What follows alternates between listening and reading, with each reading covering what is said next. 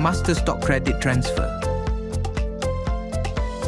Masuk ke ruangan main dashboard anda, klik di bahagian Wallet, pilih Wallet Transfer. Di bahagian Wallet Type, pilih jenis wallet anda, masukkan info member akaun penerima. Pastikan member ID itu valid. Di bahagian To Wallet Type, pilih Master Stock Credit.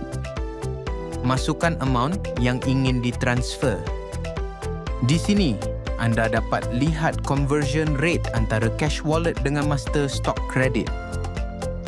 Sebagai contoh, 750 cash wallet bersamaan dengan 10 Master Stock Credit. Tekan transfer dan masukkan security password dan tekan transfer.